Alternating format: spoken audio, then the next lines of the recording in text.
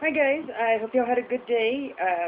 I had a pretty good day. It was nice and quiet, so I didn't do a whole lot besides continue to get ready to move and all that, and I'm getting really interested in all of these budget talks, and so I'm going to spend a few minutes on that, because it's, not only is it interesting, but they're putting in a new twist to it too, and it affects so many people, and I've just been thinking about it, so figured I would share a few thoughts on it. Anyhow, I don't know if any of y'all have heard about it yet. From what I've been reading, it only came up yesterday, which was Thursday for most people. For me, it's still Thursday. I haven't gone to bed yet, but because it's 2:20 a.m. on Friday morning my time, so hi. But it's called, and I wrote some notes down. So pardon me as I look back and forth and all this stuff. But it is called. Where did I put it? It is called a balanced budget amendment. I mean, they're actually wanting to put in an amendment first before they will even start agreeing to an actual debt plan. And now this is presented by the Republicans. So, you know, of course the Democrats, some of the Democrats are agreeing with it, things like that. And essentially what it is, let me see, I wrote it down. It states that the President of the U.S. must submit a balanced budget each year, and that spending cannot exceed the income unless 3/5 of the House and Senate agree. And basically what it does is it locks the budget for the future, so that, like, say, business people, you know, Wall Street, all of that, kind of knows what's coming, instead of all of this up and down crap that we've had for these last couple of years with the huge recession, things like that. I mean, unemployment is still at slightly over 9% nationwide. So that's still, you know, that's still kind of big considering all of the little bonuses that they've given out, you know, the little incentive package that half of us didn't get, and I'm one of them, that did not get it. But anyhow, you know, but it also is, in addition to the balanced budget amendment, they want that to pass first, is the way I'm understanding it. So we have until, well, we don't, but the government has until August 2nd, and actually probably August 1st, but who knows, you know, how they play with words up there. But they have until August 2nd to agree or disagree to this balanced budget deal, and then they will actually go into the actual debt talks. Now, I pulled this off of the Miami Herald. Haha. Big shout out to them for keeping me posted. And this was just posted yesterday, so it is still relatively new. But it is saying that, where is it at? This is part of their Plan B. So no matter what, it's looking like they are working towards something happening. But this is part of their Plan B in case, you know, the whole balanced budget deal, they're having issues with that. So, I mean, to me this sounds kind of like it's going through it, but this is, let me see, I believe, yeah, the Democrats came up with this. No, Democrat is supporting it though, at least. Let me see, GOP leader came up with, GOP leader Mitch McConnell of Kentucky is the one that came up with this plan. Now, McConnell, where's that down? Senate Minority Leader. I believe that makes him a Republican, because I believe the Democrats still have the House or the Senate. I'm not sure. I didn't look that up well enough. Sorry, guys. My bad. But basically it's saying that Obama would first order a debt limit increase of $700 billion, along with a proposal to cut spending by a greater amount. And that kind of balancing the budget, which I don't know why we can't balance our frickin' checkbook up there anyhow. But anyhow, it says, it also says some $100 billion in new debt authorization would take effect immediately to avoid a default on August 2nd. Now, this is the good part. Listen to this. Congress would have 15 days to reject the request. If a resolution of disapproval were passed, then Obama would likely veto it. And if his veto were upheld, the debt limit increase would go into effect. So it takes 2/3 of both the House and the Senate to override a veto. Now, right now, none of them, you know, are really agreeing. We don't have a 2/3 agreement anywhere. So you know, I mean, Obama still has a chance here to just get his debt limit increased and all of that, which we need it. Unfortunately, we do need it. It also says that Obama would be permitted to order 2 additional debt limit increases of $900 billion in the fall of 2011 and the summer of 2012, along with equal spending cut proposals. So there again, it's talking about, you know, that balanced budget, but instead of calling it a balanced budget amendment, they're calling it Plan B. It's, I guess, slightly different, I guess because it's not an amendment, for one, which is very permanent. It takes a lot to put it into effect and even more to pull it out of effect. So, you know, I mean, they're still going back and forth, you know, but some of the things that are worrisome is, you know, they're trying to fan the flames and say, look, if no agreement is made by August 2nd, then Social Security and Medicare taxes or checks won't go out, you know, all of this kind of stuff. And it's like, wait a minute. Now, I was reading another article that just came out yesterday, and this one is from the Wall Street Journal, and it's taking, where was it said? I saw a good part of it. Oh, maybe it wasn't from them. It was through an interview from NPR that I read. I read the transcript.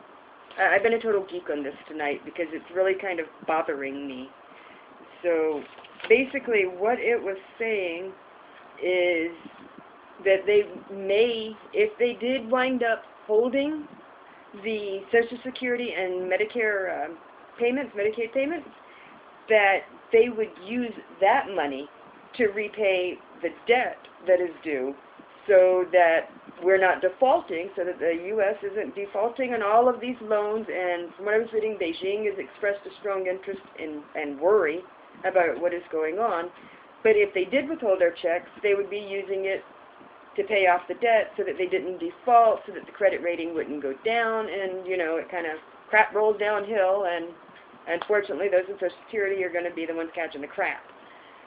Part of all of these budget talks is also about increasing the Social Security age limit. You know, I mean, really, on Social Security, they're wanting to increase the age limit when people that are on Social Security still aren't making it. They're still having to work. In some ways, I guess that'll hurt us, but in most ways, I don't think it'll really affect us. You know, so that doesn't make any sense. But it seems like they're going to cut off their nose to spite their face, because if they withhold the checks, then how are the people that are supposed to pay for things that month going to pay for things? So yeah, it might keep our credit rating from going down too far, but then it's going to be hurting all of these billions of people here in the U.S. that need to pay their bills, which means that money is not going back into the economy. To me, it just would make more sense to give the people the Social Security check so that as they pay their bills, as they buy their groceries and their whatnots during the month, that money is still getting injected back into the economy, which is where it needs to be. I mean, don't default on us, you know, to avoid defaulting on other countries. I don't know where the lesser evil is there. I haven't figured it out yet all the way. But I've known way too many people that, you know, require Social Security at young ages, or that, you know, that are disabled, things like that. I mean, they're talking about not just Social Security, but veterans benefits as well. My mom was also a vet. My ex-husband is military. Don't tell me that y'all are going to start withholding the money from the very people that are out there busting their butts to protect us, and half of them are still on freaking food stamps. And now you're going to withhold more money? That doesn't make sense. So I really don't think that that's going to happen. I'm hoping not, but I don't think that they would allow it. I mean, they want to talk about throwing us into chaos. That would throw us into chaos, so with the shutdown of our government. But, you know, like I said, where's the lesser of the two evils on this? You know, I mean, on an article that I was reading again, I believe it was at NPR, Representative Roscom, he's a Republican from Illinois, was talking about how we're right now, we are borrowing 40 cents on every dollar that the government spends. Borrowing almost half of it. How did we get into this mess? Is it from all of the wars that we've put our hands in that maybe we didn't need to be in? Is it from loaning money out to all of the other countries that have not been able to pay us back on time? So now we're hurting for it. I mean, this is so frustrating to me. I mean, it really, really, really is. It's just, it's very frustrating to me because I'm trying to understand it, and as an average American that's not up there reading politics 24/7, this is a lot to take in. This is an awful lot to take in. But seeing how close we're getting and how much more severe it seems this time versus the talks we had a couple of months ago about all the budget and stuff like that. Yeah, we were in trouble. Yeah, they were doing some fear-mongering and trying to stir up people. But it didn't seem this bad. This time it really seems to be a little more serious, which is why I really took notice. I mean, maybe it's because we don't have the war to focus on. We don't have people complaining about bringing the troops home right now. I mean, I don't know. You know, maybe it's because election year is next year, so this is really in the forefront. You know, so the Republicans are hoping that they don't look like the bad guy because of this whole amendment deal. They're trying to come out clean and make the president look bad.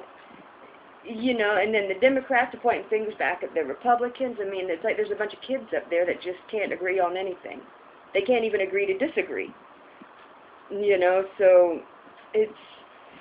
I just wanted to kind of throw this out there. I needed to talk about it because it is kind of bothering me, and I don't have that many people that I talk to stuff about this about. So, that didn't make any sense. But anyhow, I think you get where I'm coming from, how confusing it is, and how much they're throwing at us right now. And we could watch the news 24/7 and still probably be partly lost. And maybe that's the problem, is there's too many ideas going in. I mean, they're talking about balanced budget amendment. They're talking about, you know, raising the Social Security age limit and not paying checks, which gets everybody worried, which means all of these senators have to talk to their constituents and try to settle everybody down. I mean, there's just, it's utter chaos. It's utter chaos up there right now. You know, and, I mean, some people are saying, yeah, the president's been walking out on talks. From what I was reading, he was there late last night, well, tonight for me, but late on Thursday night, and he finally said, look, this is enough for right now. Basically, he was saying, look, I got to get home to my family and get some sleep. I got to take a break from this. But we're all on call. We will get together. You know, I mean, he's talking about having them come out to Camp David, you know, and doing things out there because apparently he's taking a holiday this weekend or something. They didn't really state it, what or why he would be out there. I don't think he should be leaving the White House and going there and bringing the talks there. What good is that going to do? But then again, sometimes stepping outside of the situation and getting, you know, changing your geographical location can clear the brain a little bit. Maybe that's what he's hoping. I don't know. All I know is there's utter chaos, and it is just, it's not making any sense. It's really not making any sense. Let us, you know, I mean, they're talking about giving him more power to raise the debt limit without him having to go through all of the channels and getting all of the approval that he needs. Well, fine, just frickin' let him do it already. It's bad enough that it's as high as it is anyhow. Hi, I feel really stupid. My rant got cut short, so this is only part 1. I will have, like, the link down in the description and that kind of stuff for part 2. If you're interested in listening to me rant a little bit longer, it'll be in part 2 because like I said, it got cut off. My phone just shut off on me, the recording, and I didn't know it. So, look for part 2. The link will be down below, and I hope you all have a good day and good night wherever you are. Talk to you later. Bye.